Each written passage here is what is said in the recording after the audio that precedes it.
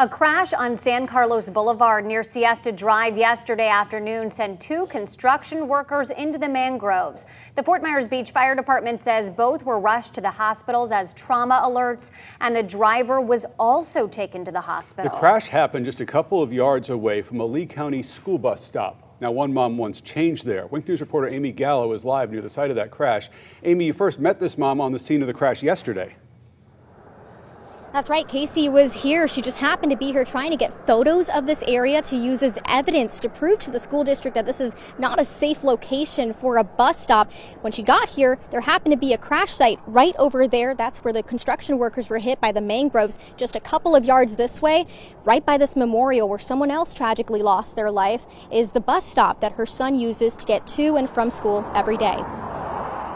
Casey's son, Kyler, waits for his bus here each morning at the corner of Siesta Drive and San Carlos Boulevard. There's a curve right behind me, and it's a 45-mile-per-hour speed limit here, but I think cars definitely go 60, 70 through here. It's really hard to even see this turn. There's been multiple accidents right here. We call this Dead Man's Curve. Thursday, it was the site of yet another terrible crash. He crossed over the center lane and just plowed right into the workers working on the side of the road here. The car just didn't make the turn and plowed into that human being, and that human went flying into the mangroves. The Lee County Sheriff's Office says two construction workers are being treated for critical injuries. I met Casey at this scene. I just came out here today actually to start collecting evidence to show how unsafe this is, and this is what I pull up to. Kyler waits for his bus about 50 yards away from where the construction workers were hit.